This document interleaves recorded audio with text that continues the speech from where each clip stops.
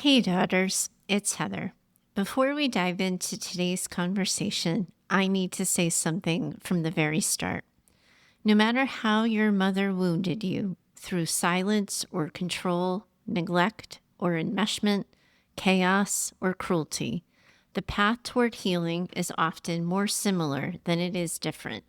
The nervous system learns to brace, the heart learns to hide, and the hardest parts to say out loud start to live inside of you. But here's what I know for sure. Conversations like the one we're about to have were not meant to happen alone. They were made for community, for spaces where you could be witnessed, supported, and reminded that you're not the only one. If you recognize this feeling as you listen, I want you to know there is a place for that. At mayhemdaughters.com, you'll find weekly support groups, our private trauma-informed community, and everything else I've created to help daughters like you find steady ground again. Okay. Let's take a deep breath together. On to mayhem. Today on Mother Mayhem. This puts you in a shame state, and that is when shame becomes more than just a feeling. And in your case, it's a state that lives in your body. It's not just a memory of something that happened, it's a living reminder. It becomes a stamp, if you will, of what it meant to be a daughter in your house.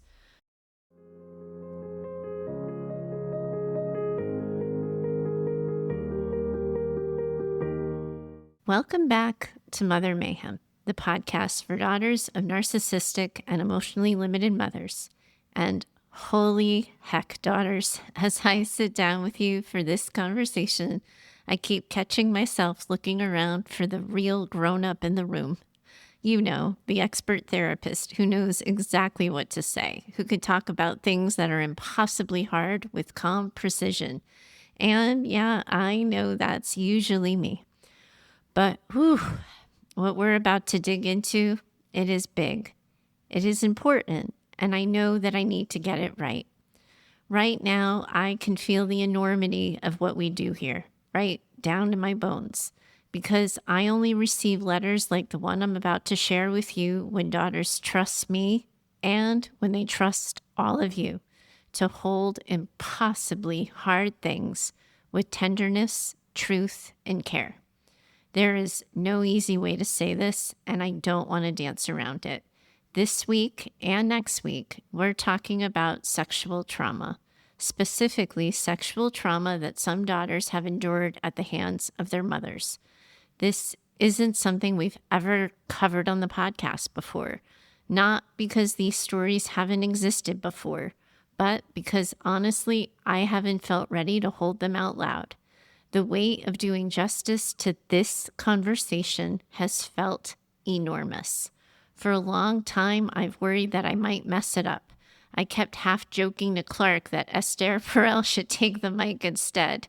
She's the therapist I want to be when I grow up. But here's the hard truth. Sexual abuse and trauma by maternal figures is a real thing. It is something daughters in this community have lived through. And until today, they have largely felt unseen. But it is not just them. It would be so easy for me to just play it safe here, to say that I'm staying in my lane by only talking about narcissistic or emotionally limited mothers. But that is not really true, is it?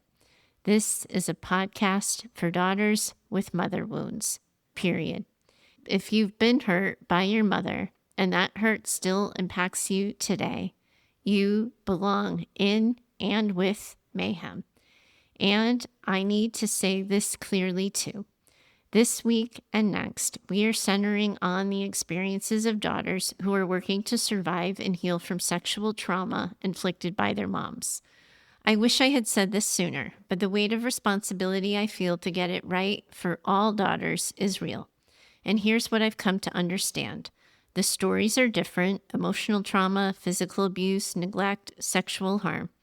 But once we name the trauma, what so many of you are left holding is the same adaptations, the same nervous system responses, the same relational confusion, and the same shame. That's why, since day one, so many daughters have felt like they already belong here, even if they've never heard their exact story reflected. And that belonging, it most certainly still holds. So if you are one of these daughters, if you have been carrying this unspoken pain, I want you to know that you are not invisible here. You are not alone, and your healing matters a great deal to all of us, too. This is a hard, heavy conversation.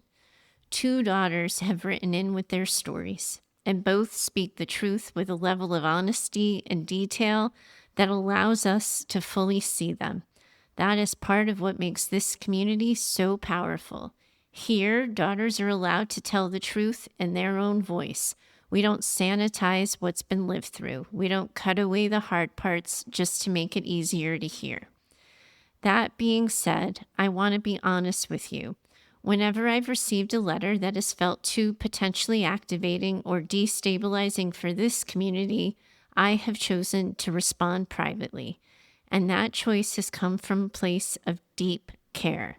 This is a trauma recovery space, and you are trauma survivors. My first priority is to protect your emotional safety. But over time, I've realized something else.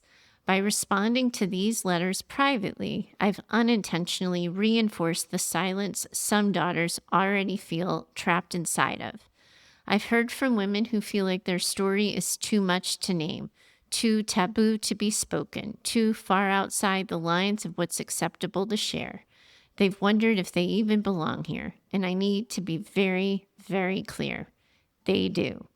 I've wrestled with this one really hard, trying to hold my responsibility to the daughters writing in and to all of you listening. I've even considered talking about these issues without sharing any daughter stories at all. But when I sat with that approach, it just didn't feel right. The stories are the heartbeat of this community. Without them, something essential is missing. So here's what I've decided. I am going to read today's letter in the way that I believe best serves both the writer and the community. I'll include as much original detail as I think is emotionally realistic for this space to hold, while gently removing anything that may be too activating or overwhelming for a general audience. Not because it shouldn't have been said, but because not everyone listening has the training or supports available to them to hold a story like this safely. Not out of avoidance, but out of respect for what it means to be a human holding this kind of pain, whether it's your own or someone else's. I am asking you to trust me here, to trust my clinical judgment, to trust that I know what it means to walk this line, and to trust that, as always, I will walk it with you together. Those of you listening already sitting in your own respective piles of hard, but don't share this kind of abuse, it is very likely that you don't need to expose yourself to the weight of hurt that comes with a loss of bodily autonomy at the hands of your mom. I know these daughters would give anything for this to not be their truth.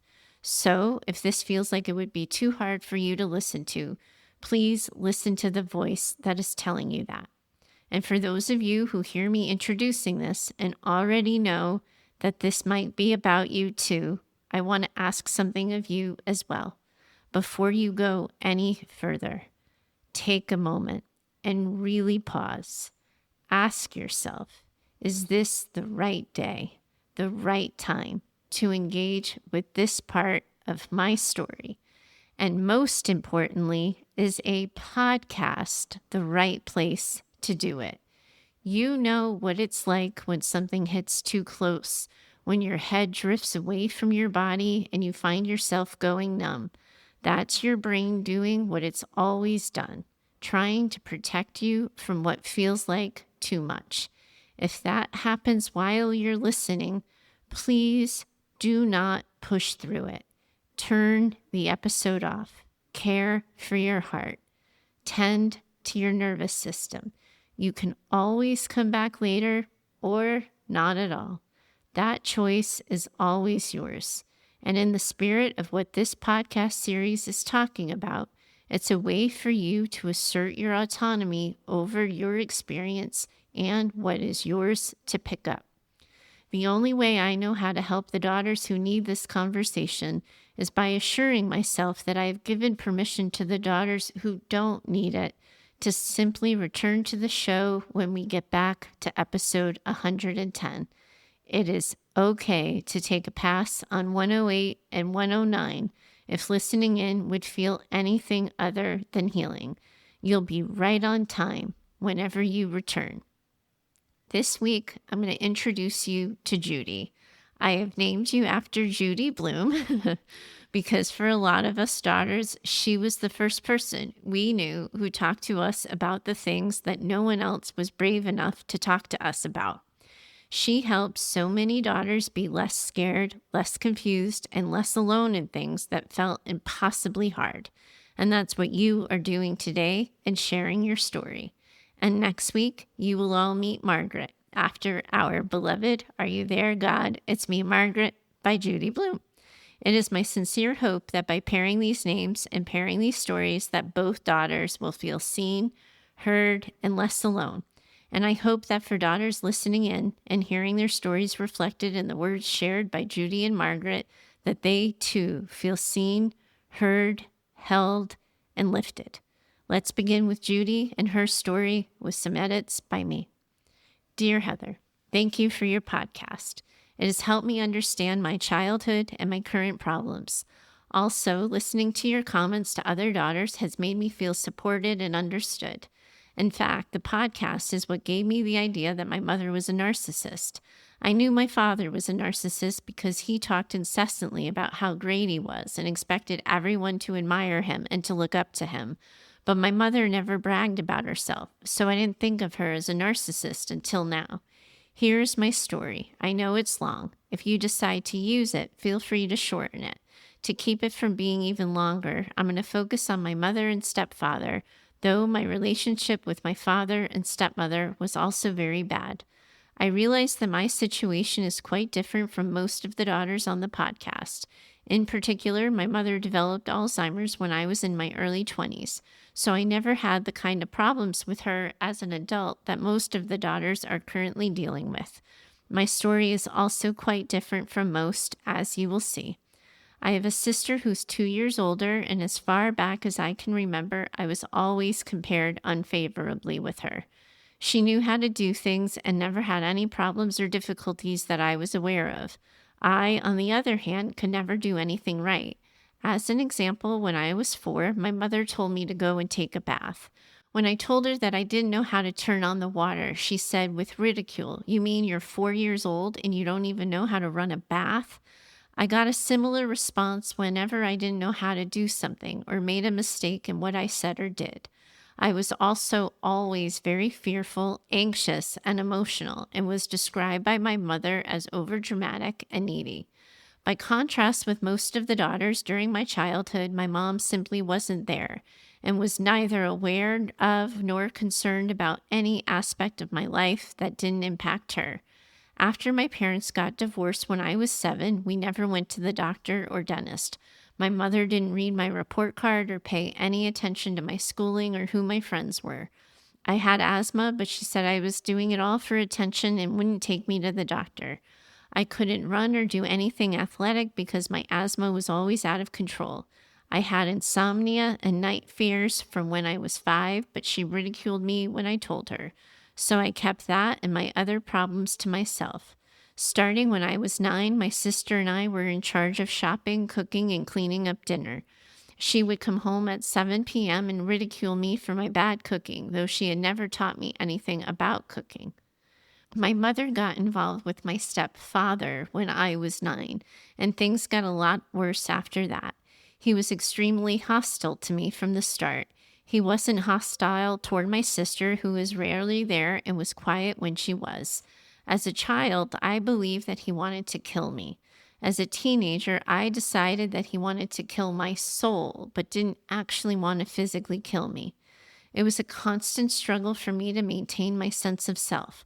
while he barked orders at me and blamed me for everything, including the behavior of his children from his previous wife.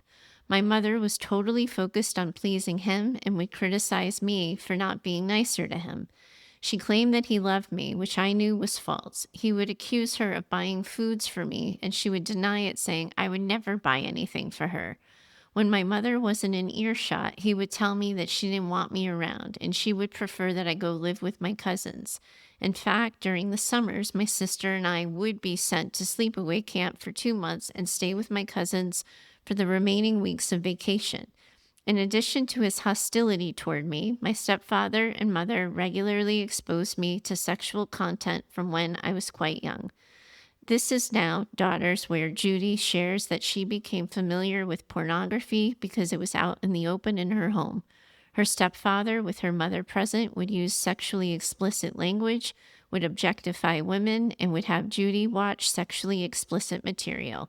And now back to Judy and her voice.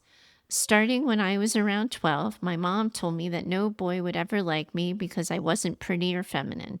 She told me that the only way I would ever have a boyfriend or a husband was to use my body to attract boys and then have sex with them to keep them interested. She said that girls who don't want to have sex are hung up. She encouraged me to dress in a very provocative way and took me to the gynecologist to get birth control when I was 14. And then she made me tell my stepfather in detail about it. I felt exposed and violated during this discussion, but I was afraid that if I didn't answer her questions, she would ridicule me for being hung up. I didn't tell her when I was touched by men on the subway and sexually molested by my cousin at 13. At 14, I became sexually active with boys who weren't nice to me, and I continued to have emotionally and sexually abusive relationships with boys and men until I met my husband when I was 27. In contrast to my previous boyfriends, my husband has always been very loving, gentle, respectful, and supportive of me. My mother already had Alzheimer's when my husband met her, so he never knew what she was really like, but he certainly believed me when I told him about my childhood. Being with my husband has helped me feel more secure and loved.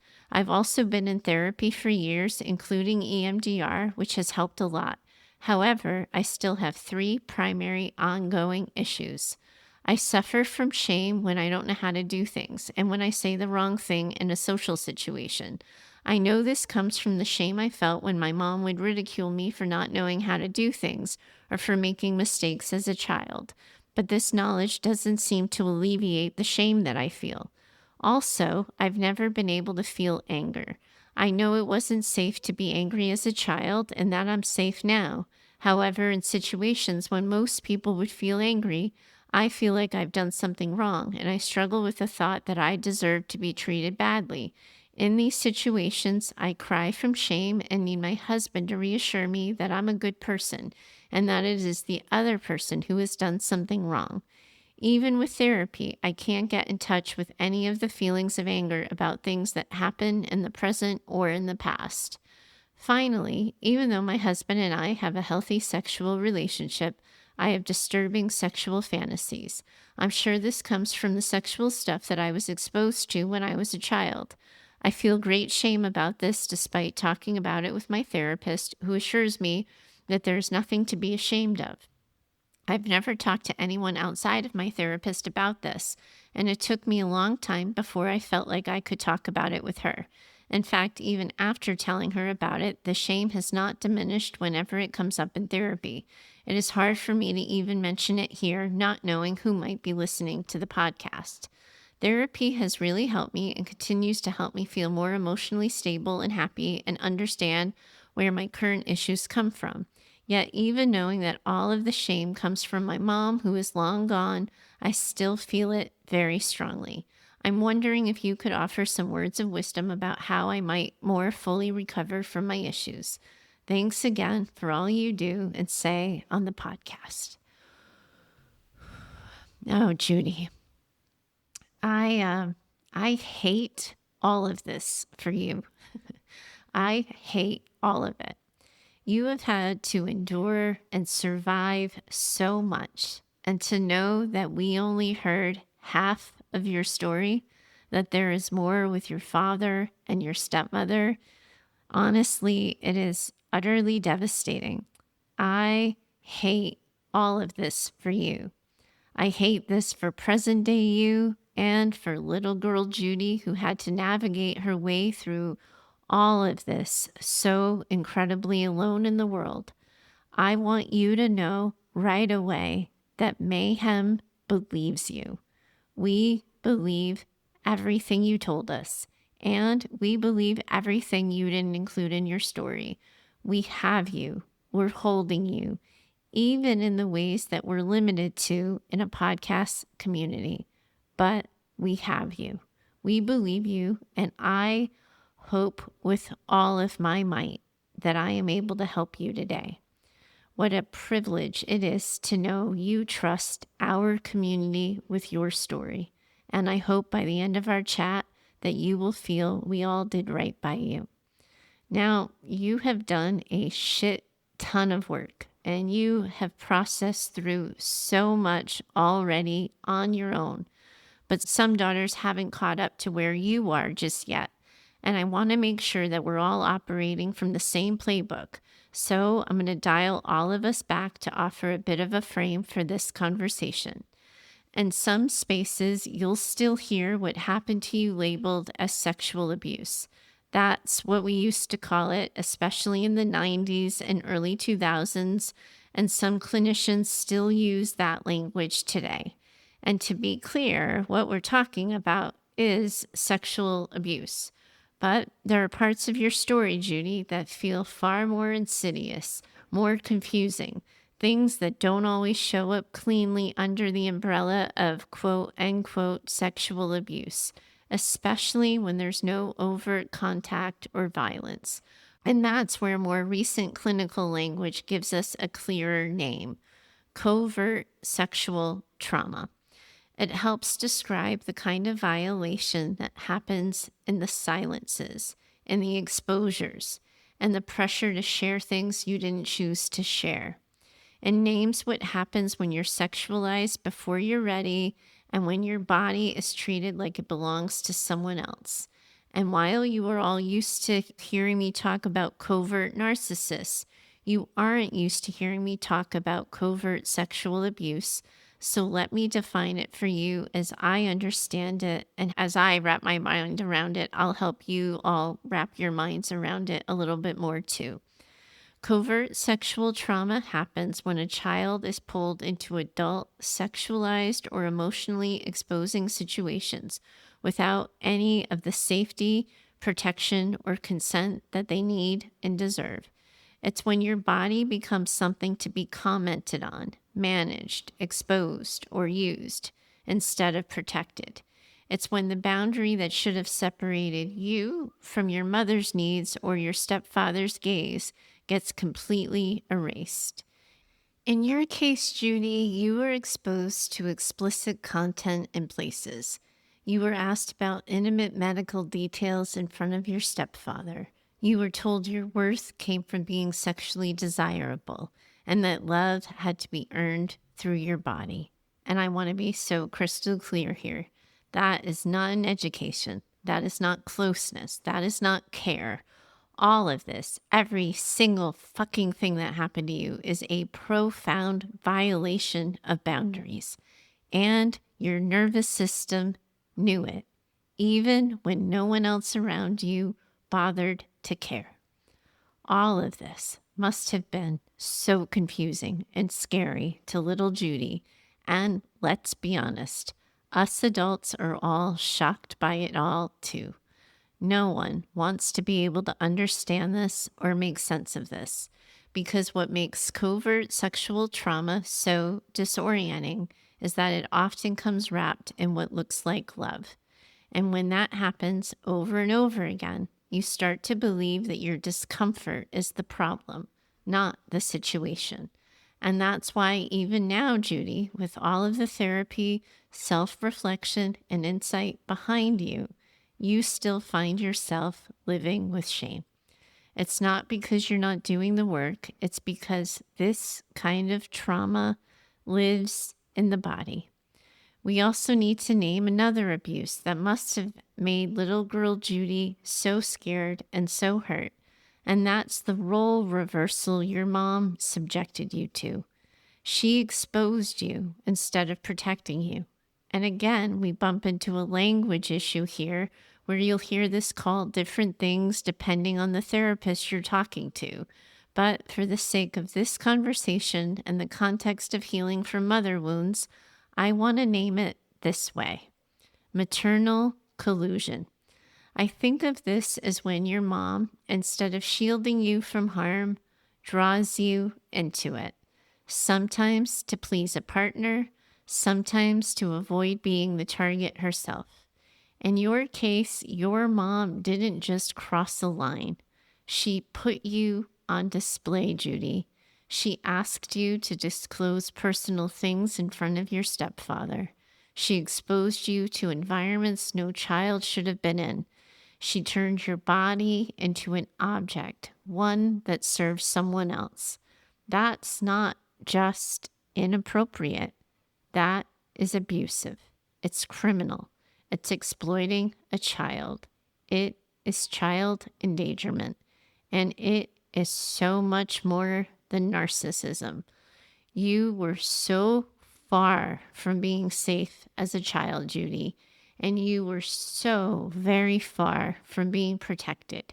And I am so sad and so sorry that this is your story. Judy, I need to bring you back to what you named as your struggles today. And I want to return you to what you said when you said, I suffer from shame when I don't know how to do things, and when I say the wrong thing in a social situation. I know that this comes from the shame I felt when my mom would ridicule me for not knowing how to do things and for making mistakes, but this knowledge doesn't seem to alleviate the shame I feel.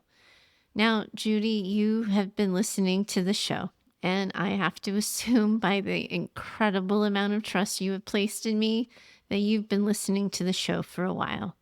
That means you've been listening to me talk to other daughters about shame already. You've heard the messages I've sent them, and everything I have ever said to other daughters about their shame is also true for you. Even though your wise mind might know that, I hear very clearly that it is simply not feeling that way in your body. So let me talk to you as directly as I can about this. And in doing so, I hope it lands in such a way that makes you more able to hear it.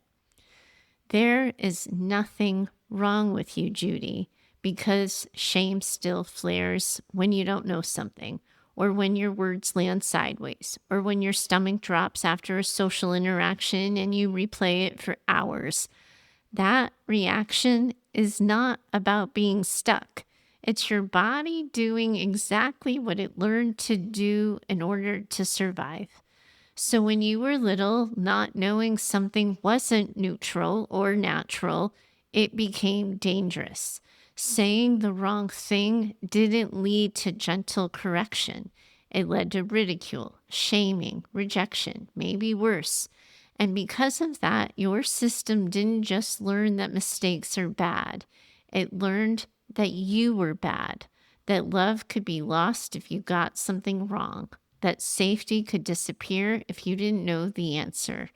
So now, even with all your insight and all of the hard work you've done, and I know how hard you've worked, your nervous system still scans the world for danger when you're in new or uncertain territory. It whispers to you that you're exposed, you're in trouble. Get small, get quiet, fix it, make it better. This puts you in a shame state, and that is when shame becomes more than just a feeling. And in your case, it's a state that lives in your body. It's not just a memory of something that happened, it's a living reminder. It becomes a stamp, if you will, of what it meant to be a daughter in your house. Let me be clear. Knowing why you feel shame isn't supposed to make that feeling disappear. That is not how trauma works, I'm afraid. That's not how bodies work. The fact that you know where it comes from doesn't mean it will stop showing up, but it does mean you can respond differently when it does. Here's what I want you to try next time shame creeps in. Take a breath. Find your feet. Press them into the floor and say something to yourself like, "This is shame. My body thinks I'm not safe, but I'm not in that house anymore. Nothing bad is happening. I'm allowed to not know. I'm allowed to make mistakes." And if that feels too far away, I encourage you to try this. This shame belongs to the little girl who never got to be little. I'm not going to shame her for showing up. I'm going to be the adult she needed. You've already done the heavy lifting of naming this pattern, and the next phase of healing, it's about retraining your system to stay in connection after a mistake, to stay in the room after a misstep, to notice that the world doesn't end, that you are still held, that you don't lose love, that you are allowed to be human. It won't feel natural at first, and it's not going to come easy. It will feel like exposure. And even using that word exposure right there, that's going to trip up your trauma brain because you're going to feel vulnerable. But with practice, it does get easier, and you will be able to decrease the frequency, intensity, and duration of those shame states you find yourself in. So when the shame comes, don't tell yourself you should be past it. Tell yourself, of course you're here. You were trained to believe love had conditions, but I'm teaching you a new way. We are learning a different way together. You, Judy, deserve that different way, and you already are walking it. I get that it doesn't feel that way, but if you trust me, and I think you do, I really want you to trust my lens and how I'm seeing this. And I promise you, I am not blowing smoke. I see you and I'm proud of you. And now, Judy, let's help you become better friends with your anger.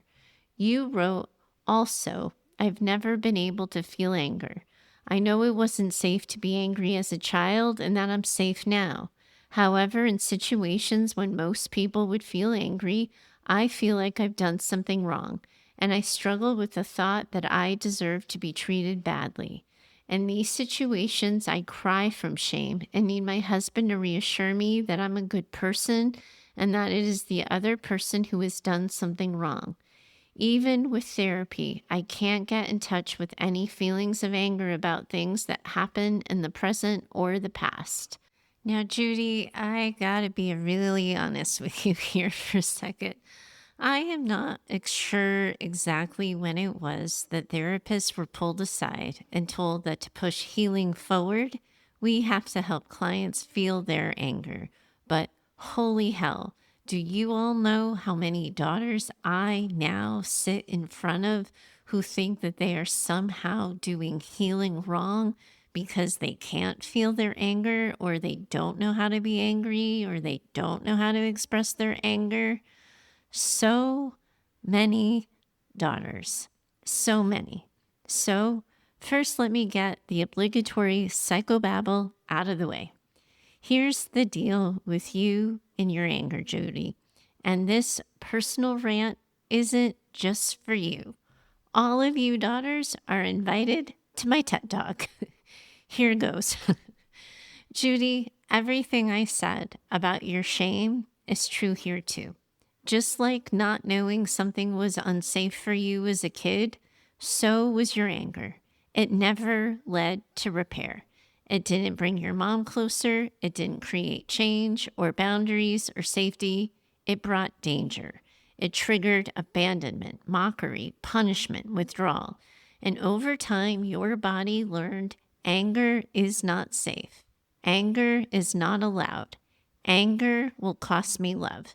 So your nervous system did the most protective thing it could. It buried your anger. It tucked it away in a locked drawer because not feeling your anger was safer than risking the consequences of being too much, being too loud, being defiant, or by being simply too real. And now, as an adult, you say something happens, and instead of getting mad, you immediately feel ashamed. You believe that you must have done something wrong. You start to cry. You reach for reassurance. That isn't immaturity, Judy. That is not a lack of healing. That is a trauma adaptation that worked. It protected you then. But now that same adaptation is blocking you from what you deserve, to be angry when someone hurts you. So let's break it down. You're not just trying to feel your anger here. You're trying to reclaim a part of yourself that was exiled in your childhood. You're trying to tell your nervous system it's safe now to feel what I was never allowed to feel. That isn't a cognitive shift. That's relational, it's somatic, meaning it happens in two places, sister, inside your body and inside of your relationships. And right now, your husband helps you access it. He mirrors for you what your mom never did. He tells you you didn't deserve that. He reminds you you're a good person. That right there is reparative work. That is your body learning moment by moment that the truth doesn't have to be fought for anymore. It can simply be received. But eventually, the goal isn't to need someone to say it. It's to know it so deeply in your bones that you can say it to yourself. That way, when something unjust happens, your body rises with the truth and it doesn't end up collapsing into self-blame. That is how anger starts to come back, not as this fire-breathing rage, but as clarity, as no, as that was not okay, as I deserve better. And I want to be so crystal clear here. You do not need to perform anger in order to be whole. You do not need to scream or punch pillows or force catharsis. You only need to get honest with yourself about what has hurt you and allow yourself to stop blaming your own heart for being wounded. So start here. I didn't get to feel angry when it first happened, but I can let it rise now. And if it feels safer to cry, then cry. But while you do, whisper, this pain belongs to someone who didn't deserve to be treated that way. Because that's the truth, isn't it? You never did, and you don't now. You are not failing. You're unfreezing. And while I have you at my TED Talk here, let me also just say something else. And please ding me on this one because I'm not sure that I have a clinical leg to stand on. But just because you don't get angry and the way that you or your therapist think you should get angry doesn't mean you don't get angry. It just means your anger might actually look different. It might, for example, look like anxiety, because being anxious was the more socially acceptable feeling to have growing up. You sure as hell couldn't call out their criminality, but you could present as wanting to please, as wanting to be good, and as wanting to care for them. Our feelings are just energy, and we get to use that energy however we want to. And rage was not safe for you. But maybe showing effort was, maybe attending to detail was. So now, as an adult, if someone were to show you one of those good old fashioned feeling charts, you don't look like an emoji with your head popping off. Those feeling charts, by the way, really need to be updated, don't you think? But maybe if you point to your anger, you are under a bed, under covers, hiding in a closet because your anger made you scared. So yes, we do, Judy, want you to have your own back. We want you in wise mind saying this is wrong.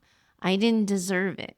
We want all of that and so much more for you, Judy. But also, we want you to be mad however the hell you want to be. And the last thing any of us want is for you to have one more thing on your list that you think you're doing wrong. And now, Judy, let's talk directly about another hurt that you were holding. You asked, finally, even though my husband and I have a healthy sexual relationship, I have disturbing sexual fantasies. I'm sure this comes from the sexual stuff that I was exposed to when I was a child. I feel great shame about this, despite talking about it with my therapist, who assures me that there's nothing to be ashamed of. I've never talked to anyone outside of my therapist about this, and it took a long time before I felt like I could talk about it with her. In fact, even after telling her about it, the shame has not diminished whenever it comes up in therapy. It's hard for me to even mention here, not knowing who might be listening to the podcast. Judy, I am holding this with so much care. This is what I think is most important for you to know right now. You have already heard me say this in our conversation about shame, but knowing where it comes from does not always make it go away. And you have done so much work on this already. You have named it in therapy. You've built a healthy sexual relationship with your husband. And even with all of that, this piece still holds shame. And that, unfortunately, is another way that trauma is leaving a lasting mark. So we're going to talk about it gently and clearly and with respect for your entire story. First, let's acknowledge this. You said it's hard for me to even mention it here, not knowing who might be listening to the podcast. And still, Judy, you wrote in. You shared it anyway. That tells me Wise Mind is on the scene, that some part of you knows that this doesn't define you, even if another part still whispers that it might. Let's get curious about the whisper. So, what are sexual fantasies really? Fantasies are not instructions, they're not predictions, and they're not confessions. They're mental play, imaginative templates. Sometimes they're wish fulfillment. Sometimes they're about safety, power, intensity, taboo. Sometimes they're about reclaiming control over something that once felt overwhelming. Even people without trauma have fantasies that they don't necessarily want to act out. People imagine being chased, dominated, rescued, humiliated, revered. The themes are often about like those old school emotional archetypes, not actual desires. But when you've experienced sexual trauma, or in your case, been exposed to adult sexuality at a developmentally inappropriate age, your imagination might end up getting co-opted by what you were exposed to. And that doesn't mean you're broken, and it doesn't mean you wanted what happened to have happened to you. It means your body and your mind were trained to organize around erotic scripts that you were given before you ever had a choice, and before you were ever developmentally old enough to wrap your mind around everything you were being exposed to. So, if you know all of this, why does the shame still linger? And you've probably worked on this already a little bit in therapy. But the reason the shame hasn't fully gone away is because your body still carries the fear that if someone really knew, they would recoil. That's the old childhood belief. If someone sees the truth of me, they'll leave or hurt me or decide I'm bad. But here's the truth.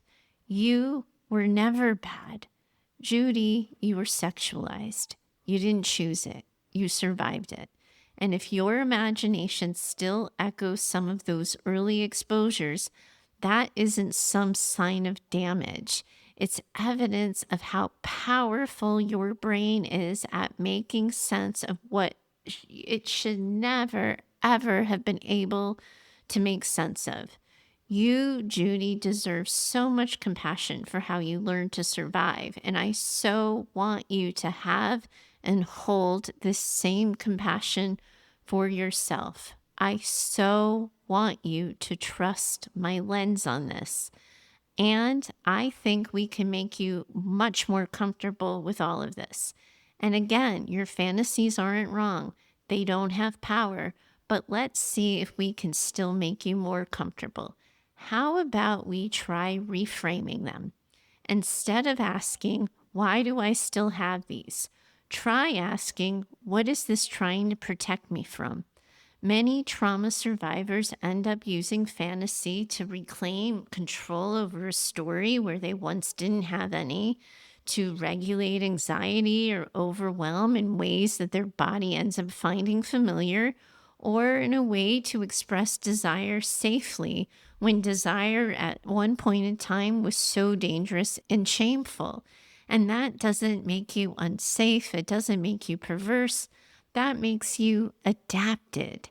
And Judy, that adaptation is smart. So what do you do now? Well, you're already doing the work. But if you want to explore this more, get curious with yourself instead of clinical and judgmental. When a fantasy arises, instead of analyzing it like a diagnosis, try narrating it to yourself like a story. Ask yourself, what am I feeling before and after? What emotional need might be trying to get met here? Then name the distortion, not the desire. If the fantasy ends up mimicking something that you would never want in real life, you can say, this is an old programming lighting up. It's not who I am or my character. And then, Judy, you have got to allow and invite compassion into the room. Imagine talking to the child version of you, the one who first saw or heard or experienced something that she never should have. She deserves gentleness, and that gentleness is also for you right now. Then, right from the part that you're thinking about, if you're open to parts work, like your little girl self, your protector self, your anger self, all of those different parts inside you, let the part of you that has these fantasies speak to you as well. Ask, what do you want me to know? And then let your wise adult self respond to that with care. And then, Judy, we want to anchor you back in your present and into your present truth. You have a healthy sexual relationship. You do have the capacity for real intimacy. This fantasy part is just one voice. It isn't the whole story. Judy, the shame persists because you think if we saw this part of you, we would see you differently. But I don't. I see a daughter who's telling the truth, who is doing deep, deep, sacred work, who is still learning that she's lovable even in the places she once thought she had to hide. And you're healing and you're integrating. And as you're learning, this shit takes time. And Judy, I believe you. We believe you. And you are not alone in this. And the Mayhem community, you now have Margaret, who's literally in it with you too. And Margaret, we're sharing your story next week. I and all of Mayhem will hold it with as much care as we've held this one. This is hard, heavy, and likely, let's be honest, dysregulating stuff. So if you have made it all the way to the end, please do take good care of yourselves now. Drink water and feel it as it moves down your throat. Eat a good, nourishing meal. Bring yourself back to your breath and your 5 senses, and be kind to yourselves. Be so incredibly kind to yourselves. All of you are in this community of women around the world who are having these impossibly hard conversations. And now I very much hope that you all feel a little less alone in having them. All of you are in this together. And I, for sure, most definitely, am in it with you too. Bye for now. If you felt seen in this episode, I want you to know the work doesn't end here. What we're talking about on the podcast, relational trauma, mother wounds, identity, and healing, was never meant to be worked through alone. That's why I've built an entire ecosystem of support around Mother Mayhem, and you can now find all of it over at mayhemdaughters.com. You'll learn more about our weekly support groups, which meet Tuesdays at noon and Thursdays at 3:30 Pacific Standard Time. These aren't trauma dumps, they're spaces for real connection, mutual support, and movement making. You'll also find our private online community, Mayhem Daughters, where the conversation continues between episodes. It's not social media, it's something safer, deeper, and intentionally designed to support your healing. And if you're not quite ready to share in a group but want my eyes on your story, I offer one-on-one Mayhem consultations as well. You can learn more about all of it over at mayhemdaughters.com. If this show has helped you and you want to help keep it ad-free, you can do that through the sponsor link on the website. But I also want to be clear. If you're already a member of group in the community or you've worked with me one-on-one, you are already supporting the show. There's nothing more I'm asking of you. If you have a story or reflection of your own, I'd love to hear it. You can send a message or a voice note of 10 minutes or less to heather@mayhemdaughters.com. There's no mayhem without your stories or your questions. And if you know another woman who needs this conversation in her life, please share the show with her. Your reviews and social shares make a real difference, and I hope you'll consider doing so. And lastly, a heartfelt thank you to Heather Clark for editing the show. She's been in it with me since 2016 and somehow always knows what I meant to say, even when I don't quite say it right. This isn't just a show, it's a community, and you're already a part of it. I'm so glad to have you in it with me.